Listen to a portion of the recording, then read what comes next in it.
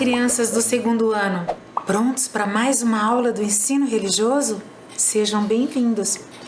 Hoje nós vamos continuar com o assunto organizações religiosas. Vamos separar o nosso material? Hoje, além do caderno, do lápis grafite, do lápis de cor e da borracha, nós vamos precisar de papel para dobradura, que pode ser um sulfite, não tem problema, uma folha de caderno e uma tesoura. Eu aguardo.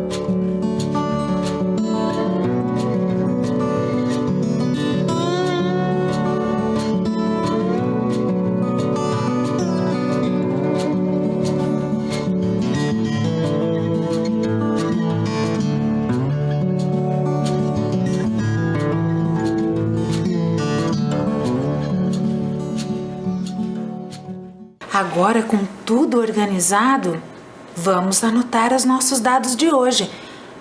A data de hoje, organizações religiosas, ensino religioso. Eu aguardo.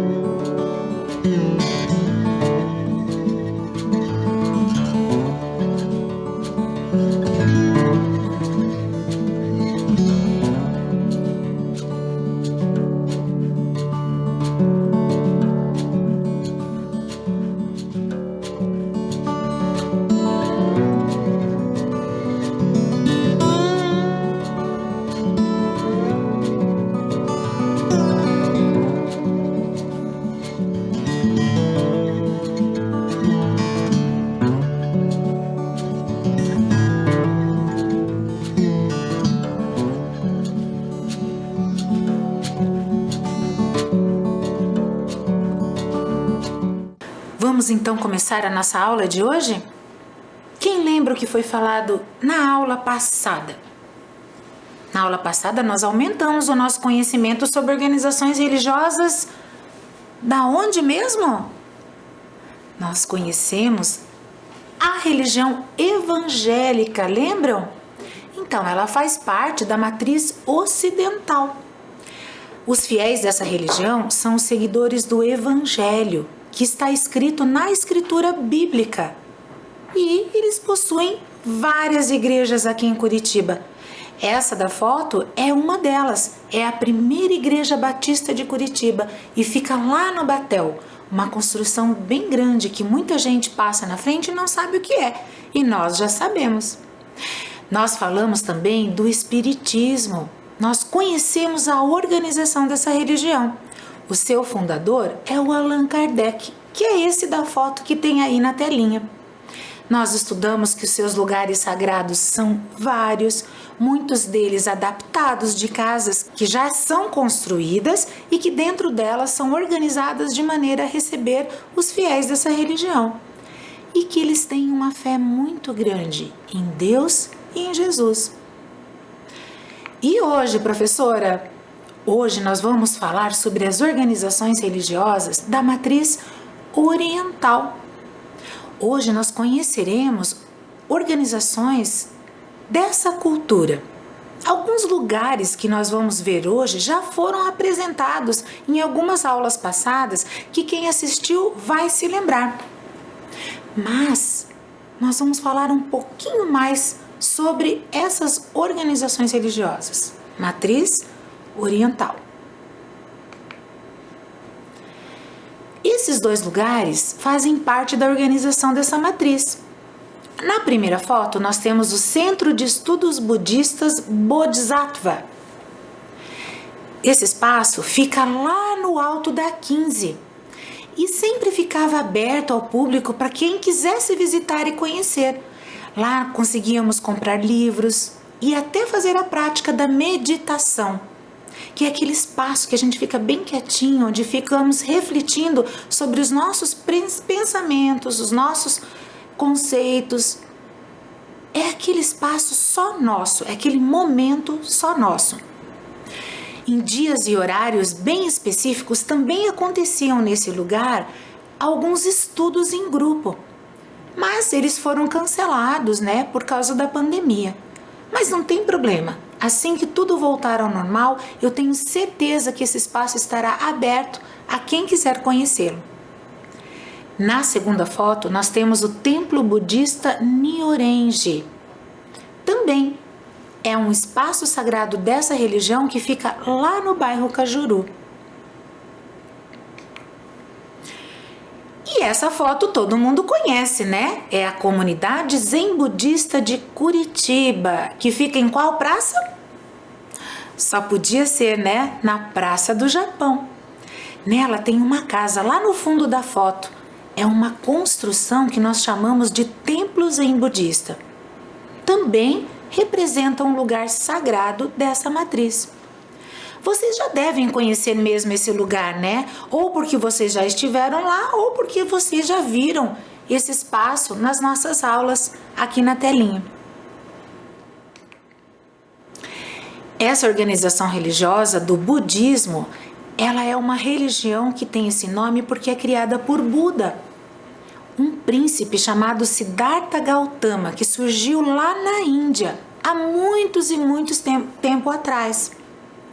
Buda, ele não era considerado um deus, mas ele era um líder espiritual, um homem extremamente sábio que conseguiu combater a tristeza e os tormentos do ser humano e por isso ele é um exemplo a ser seguido. Ele possui uma filosofia de vida que deve ser seguida por todos aqueles que desejam alcançar a felicidade plena, aquela grande felicidade que todo mundo busca. Todo mundo quer ser feliz, não é mesmo? E para conhecer a história de Buda, eu trouxe hoje para vocês uma das suas versões, a história de Buda. E eu vou contar essa história para vocês e vou passar na telinha algumas imagens da história conforme eu for contando. Então prestem atenção lá. Buda, a história do príncipe Siddhartha Gautama contada às crianças pequenas. Há muitos e muitos anos no Nepal, vivia um rei e uma rainha que queriam muito ter um filho. Certa noite, a rainha sonhou com um elefante branco. Quando contou o sonho aos 7 sábios do reino, estes disseram que ela ia ter um filho prodigioso, mas para ser imperador, nunca poderia sair do palácio, caso contrário, seria um monge. Todos ficaram muito felizes quando o bebê nasceu. O rei e a rainha foram mostrar o bebê aos sábios do reino e deram-lhe o nome de Siddhartha Gautama, que quer dizer aquele que traz a felicidade. Quando o príncipe Siddhartha começou a andar e deu os seus primeiros 7 passos, nasceram lindas flores de lótus. O príncipe era bom e gentil com todas as pessoas e animais. O pai ofereceu-lhe 3 palácios, um para o inverno, outro para o verão e outro para as monções. O príncipe cresceu e aprendeu a montar a cavalo. Aprendeu a usar o arco e flecha. E depois o príncipe se apaixonou e casou-se com uma linda princesa chamada Yasodhara. E o pai ofereceu-lhe outro palácio. Quando nasceu seu filho, o príncipe resolveu sair do palácio e ir conhecer o mundo. Acompanhado pelo criado, o príncipe andou pelas ruas e viu como as pessoas viviam. Ele não sabia que havia pessoas pobres, doentes, velhas, muito menos que as pessoas morriam. O príncipe ficou tão triste com o que viu que decidiu cortar seus longos cabelos com uma espada, despir das suas roupas de príncipe e ir embora do palácio. Foi viver com os monges e fez novos amigos. Com 5 amigos, sentou-se debaixo de uma árvore e ficou ali a pensar durante muito e muito tempo, sem comer nem beber. Estava muito fraco quando vieram trazer-lhe comida e bebida. O príncipe percebeu que o caminho ideal a seguir é o caminho do meio. Não deveria viver sempre no palácio com todas as riquezas, mas também não podia viver na floresta sem comer nem beber. Foi embora da floresta e sentou-se à beira de um rio. Sentado em postura de meditação, jurou para si mesmo que só se levantaria após atingir a iluminação e despertar-se para a sabedoria. Quando os raios de luz começaram a sair de seu corpo e da sua cabeça, atraíram a atenção do demônio da ignorância, a Mara. Mara mandou as belas filhas distraírem a concentração de Siddhartha, mas elas não conseguiram. Depois, Mara enviou outros demônios só para assustar, mas eles, quando viram o príncipe iluminado, fugiram de medo. Por último, Mara tirou flechas, pedras e até bolas de fogo, mas nada atingiram o príncipe. Mara ficou cheio de ódio, foi-se embora e nunca mais voltou. O príncipe Siddhartha conseguiu alcançar a iluminação e ficou conhecido como Buda, o iluminado ou aquele que está desperto. Passou a viajar pelo vale do rio Ganges, na Índia, atraindo milhares de pessoas que queriam aprender com ele. Buda sentiu grande bondade por todos os animais e plantas e ensinou o caminho da paz às outras pessoas. Essa é uma versão de Buda que eu gosto muito. E assim a gente consegue conhecer um pouco melhor sobre a história desse personagem tão importante nessa matriz religiosa. O que mais? Os líderes dessa religião. Nós temos lá o Dalai Lama Tenzin Gyatso, nessa primeira foto que vocês estão olhando. Além de ele ser famoso pelo mundo todo, ele mora lá no Tibete, ele é o líder máximo do budismo. Dalai Lama significa oceano de sabedoria e ele conseguiu alcançar também a felicidade.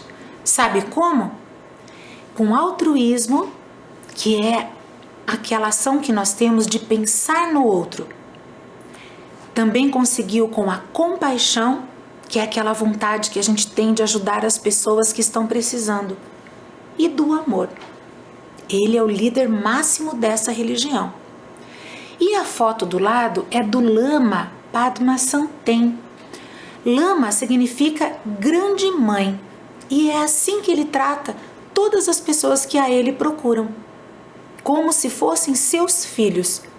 Ele se dedica a dar ensinamentos e a guiar todas as pessoas que estão ali próximas a ele. E o objetivo disso é para que todas as pessoas consigam essa felicidade, essa iluminação. Esse lama da foto, ele é brasileiro. Ele vive no Brasil e percorre todo o nosso país para levar os seus conhecimentos.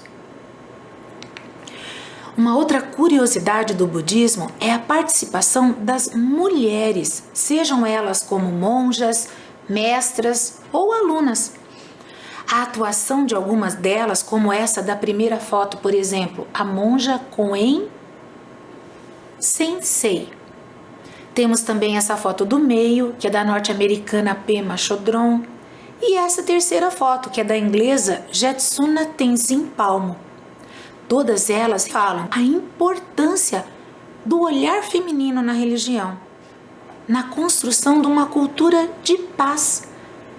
Todos dessa religião sempre falam que homens e mulheres têm dentro de si uma natureza de Buda, que não fez diferenciação entre ambos. Então, homens e mulheres são tratados da mesma maneira e possuem as mesmas responsabilidades. Essa religião também tem um livro sagrado. Lembra que nós falamos de livro sagrado? Que é um conjunto de textos que trazem conhecimentos específicos daquela religião. Também são chamados de escrituras. O nome do livro sagrado do budismo é o Pali Tripitaka. Ele é conhecido como o principal texto sagrado do budismo. Nele tem a história de Buda. Não exatamente essa história que eu contei, mas contando a vida de Siddhartha Gautama. Ali são reunidos os sermões que ele dava para as pessoas que o procuravam. Sermões? O que seria isso? Seriam todas as palavras, todos os ensinamentos que ele levava ao seu povo.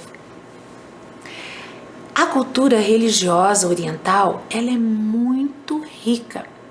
Então eu trouxe para vocês mais uma história que se chama Onigiri Kororin. É uma fábula japonesa. Fábula é uma história onde alguns personagens são animais e os animais falam entre eles e com as pessoas. Essa história que eu vou contar para vocês é de um lenhador que um dia saiu de casa para cortar lenha e trabalhar, e na hora do almoço ele foi comer os onigiris feitos pela sua esposa e de repente eles rolaram para um buraco. Aonde será que foi parar esses onigiris? Vamos descobrir? Então vamos à nossa história. Onigiri Kororin, ou os bolinhos de arroz rolantes. Em um pequeno vilarejo chamado Tora, vivia um Ojizan, que é um velho senhor chamado Tatá, e uma Obasan, velha senhora chamada Kimi, que significa nobre. Os dois eram um casal de senhorzinhos muito queridos e lembrados pela sua generosidade e honestidade. Dias de neve viriam e antes que o frio chegasse, o senhor Tatá disse para sua esposa: "Hoje irei cortar lenha. Kimi, por favor, poderia me ajudar a fazer alguns onigiris, que são os bolinhos de arroz, para o meu almoço?" "Claro, Tatá", respondeu a velhinha. Assim, os dois fizeram juntos os onigiris para que o velhinho ficasse bem alimentado enquanto estivesse fora. O velhinho, então, guardou seus onigiris dentro de um furoshiki e caminhou até bem longe, dentro da floresta, onde cortou lenha a manhã inteira. Quando o sol estava a pino, ele sentou-se para almoçar, abriu o embrulho feito com carinho por sua esposa e tirou os bolinhos lá de dentro. Mas esse velhinho era conhecido na vila por ser um tanto atrapalhado e acabou deixando cair o bolinho, que foi rolando, rolando, rolando para bem longe até que caiu num buraco. O Sr. Tatá correu até o buraco e então percebeu que miúdas vozes ecoavam uma música bem bonitinha e que de repente parou. O velhinho então jogou mais um bolinho, na esperança de ouvir a canção e as palavras cantadas. E assim escutou que a história era cantada e falava dos bolinhos que estavam rolando para dentro desse espaço. Que canção agradável, disse o velhinho, que continuou jogando niguiris só para ficar ouvindo. O velhinho então pensou em descer o buraco para conhecer as adoráveis cantores.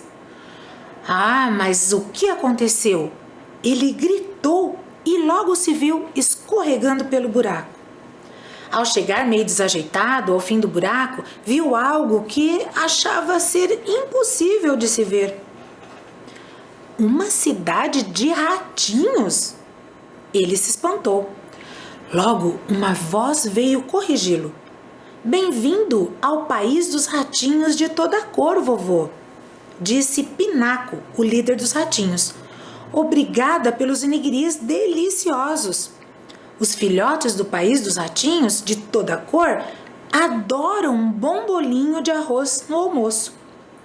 Fico feliz por ter ajudado. Obrigado por me alegrar com a sua música, agradeceu o velhinho que sentava para comer a comida feita pelos ratinhos de toda cor.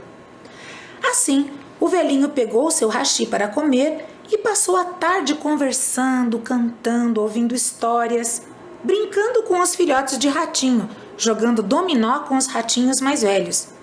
Ensinou aos ratinhos também como abanar uma lareira com um leque para esquentar o inverno. E então se aprontou. Obrigado pela tarde, ratinhos de toda cor. Me diverti muito. Sei que minha esposa adoraria conhecer ratinhos tão amigáveis. Preciso contar a ela sobre essa tarde. Ela deve estar preocupada. O senhor foi se despedindo dos novos amigos e amigas e se direcionou ao buraco. Ei, espere um pouco, gritou Pinaco. O senhor foi tão gentil e é um ser humano tão respeitoso que queremos presenteá-lo. Por favor, escolha um dos nossos embrulhos. Então, os ratinhos mostraram ao senhorzinho 2 caixas. A primeira era grandiosa com fitas de seda e palha dourada. E a segunda caixa, por sua vez, era pequenina e tinha um simples laço azul, a cor preferida da vovó Kimi. A minha esposa adora a cor azul. Ela vai gostar desse laço. Levarei a pequena caixinha. Obrigada pela consideração, ratinhos de toda cor, disse o senhor agora despedindo-se. Ao chegar em sua casa, na vila de Tora, Sr. Tatá tinha consigo bastante lenha e a caixinha que ganhara de presente. Que bom que chegou! Estava ficando preocupada, disse a senhora Kimi. Eu tive uma tarde como nunca tive antes. Preciso te levar a este lugar. Te contarei tudo depois que abriremos o presente, exclamou o Sr. Tatá. Então os dois abriram a caixinha e lá estava várias darumas e um bilhete. A senhora Kimi pegou o bilhete e leu em voz alta. Sua humildade e gratidão são importantes nesse mundo, por isso presenteamos com esses darumas mágicos. Eles realizam pedidos dentro de 3 dias. Sabemos que os pedidos serão sábios. Um abraço de Pinaco e dos ratinhos de toda cor. Minha nossa, disse surpreso o velhinho. O casal de senhorzinhos sabia o que deveria fazer. Vamos distribuir esses darumas para toda a vila de Tora. Todos merecem que seus pedidos sejam realizados. Assim, os dois deram de presente os darumas para todas as famílias da vila e dentro de 3 dias os pedidos se realizaram. Senhora Kimi pediu que seus pés sempre ficassem quentinhos. O Sr. Tatá pediu força para cortar lenha para que seu lar ficasse sempre aconchegante. Uma vizinha pediu que os gatinhos fossem visitar as suas casas.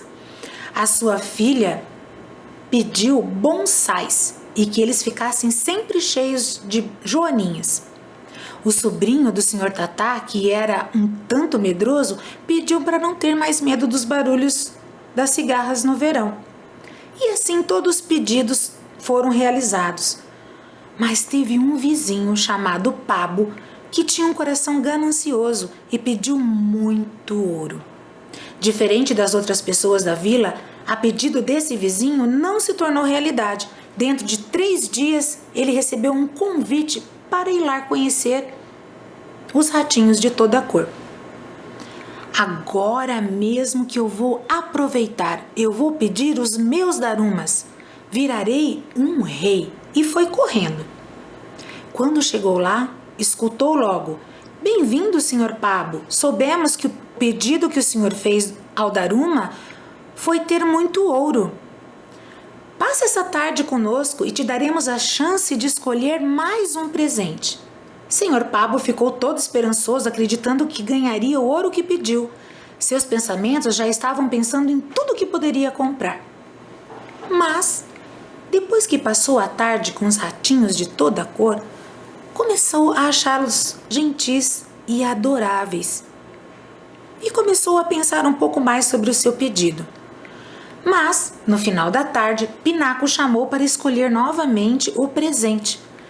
O senhor pode escolher entre esses 2 presentes, o primeiro com uma fita grandiosa de seda e o segundo, simplesmente um pacotinho, sem fita nenhuma. Escolha uma delas, Sr. Pabo, falou o líder dos ratinhos, pronto para dar uma lição no coração ganancioso do Pabo. Eu ficarei com as 2, Pinaco, respondeu o Pabo e fugiu. Depois de ter saído, correu para chegar logo em casa e, nessa correria, perdeu a caixinha pequena, aquela que não tinha laço algum, bem na entrada da vila. E nem percebeu. Quando finalmente chegou em casa, abriu afobado a caixinha grandiosa e viu que nada tinha ali além de um bilhete. Sem querer, Sr. Pabo pegou o bilhete e leu em voz alta. Querido Sr. Pabo, nós sabemos que no fundo do seu coração a humildade, a generosidade, o respeito e a gratidão existem. Por isso pedimos a um de nossos darumas que dentro de 3 dias esses valores te mostrem com a vida como ela pode ser boa. Um abraço, Pinaco e os ratinhos e ratinhas de toda a cor. Ao terminar de ler o bilhete, Sr. Pabo ficou irado, mas foi se acalmando e até se emocionou com o seu pedido. Nunca ninguém fez algo parecido assim para mim, disse o senhor. Dentro de 3 dias, Sr. Pabo acordou diferente. Parecia mesmo que estava mudado. Saiu de casa cedo para caminhar e ver a neve. E gritava, bom dia a todos os vizinhos. Sr. Pabo parecia muito feliz. Um bom dia. Nossa, todos olharam e retribuíam o seu bom dia. A senhora Kimi e o Sr. Tatá estavam lá e também fizeram o mesmo. Sr. Pabo estava decidido a visitar os ratinhos sempre que pudessem e quando recordava da tarde e voltava com os presentes, lembrou que deixou o pequeno presente cair na entrada da vila de Tora. Um deles. O senhor correu até lá e pegou o embrulho, que continuava intacto. Sr. Pabo pegou a caixinha e abriu cuidadosamente aquele simples embrulho. Quando tirou a tampa, viu que tinha um lindo maneque, que é um gatinho da sorte, dourado, brilhava bastante e estava dentro da caixa com mais um bilhetinho. Sr. Pabo, sabemos que ao encontrar esse embrulho estará mudado, por isso damos de presente que faça o senhor quiser com ele. Sabemos que será sábio. Um abraço, Pinaco e todos os ratinhos e ratinhas de toda a cor. Sr. Pabo não pensou 2 vezes. Fez um pequeno altar para colocar o gato da sorte na entrada da vila de Tora e pediu: Maneque Neco, traga sempre boa sorte para todas as pessoas da vila. Que todos meus vizinhos e vizinhas recebam visitas das pessoas e dos bichinhos que amam. A partir desse dia, a vila de Tora ficou conhecida por ser a Vila da Amizade. Estava sempre cheia de amigas e amigos, de bichinhos dos mais diferenciados e, é claro, os ratinhos de toda cor. Essa história reforça de que a cultura oriental é muito cultuada e dá muita importância à generosidade, à bondade, aos bons sentimentos para com as pessoas que nos rodeiam. Bacana, né? E para completar a cultura oriental de hoje, nós vamos fazer uma dobradura. Vamos pegar aquela folha e aquela tesoura que nós separamos no início da aula? Na nossa atividade de hoje, nós vamos aprender a fazer uma dobradura de um dos ratinhos de toda cor. Vamos aprender? Eu vou deixar ele aqui, ó, para vocês verem como que ele vai ficar. A primeira coisa que nós precisamos é de um quadrado. Ah, professora, mas eu não tenho quadrado e nem colorido. Não precisa. Pode ser uma folha simples de papel sulfite e eu vou explicar para vocês como dela você consegue tirar um quadrado. Coloque a folha nessa posição e pegue a ponta para ser unida aqui, ó, na lateral da folha. Essa lateral vai ficar junto com essa lateral. Então, nós vamos unir a ponta.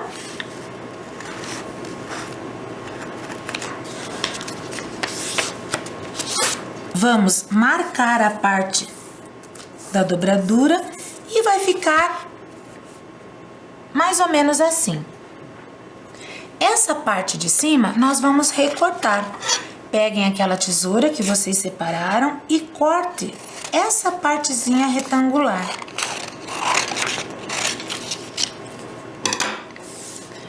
E pronto! Conseguimos um quadrado. Mas o quadrado de hoje, nós vamos deixar ele fechadinho assim para fazer a nossa atividade. E eu trouxe um papel colorido, mas é meu que estava lá em casa, não precisa ser dessa cor. Bom, o quadrado que nós tivemos, então nós dobramos e fizemos um triângulo. Vamos colocar bem certinho a pontinha para ficar bem bonita a nossa dobradura. Assim ficou um triângulo. E nós vamos precisar de um triângulo menor ainda. Então, eu vou pegar essa ponta e vou unir com essa. Pontinha com pontinha.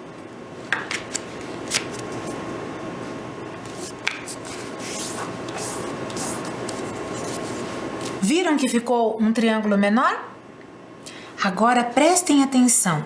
Eu vou virar a dobradura aonde essa ponta vai ficar para cima e aqui vai ficar essa abertura dos dois lados.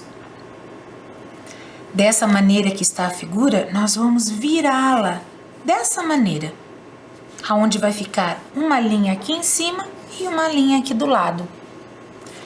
Nós vamos pegar essa ponta e vamos fazer a orelha do nosso ratinho.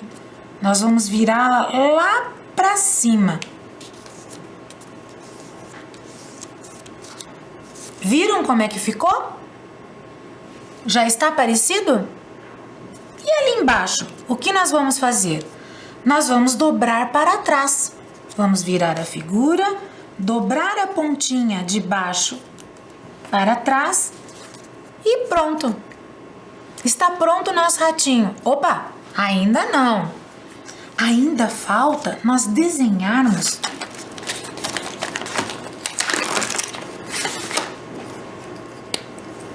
o seu nariz.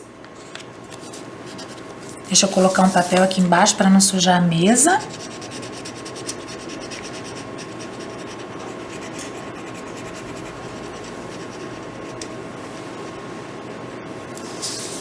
Os seus bigodes.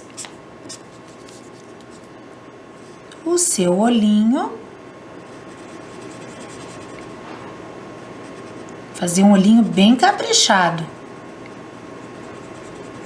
Esse meu até parece que ele tá olhando pra cima, né? E a sua boquinha, com aqueles dentinhos que os ratinhos mostram, e nesse caso dos ratinhos de toda cor, ansiosos por um bolinho de arroz. E pronto! Está pronto o nosso ratinho. Aproveite e façam vários e invente as suas histórias. A dobradura faz parte dessa cultura oriental e ela nos dá várias possibilidades. Quem sabe agora que eu aprendi, nas nossas próximas aulas, eu posso trazer outras dobraduras para nós aprendermos.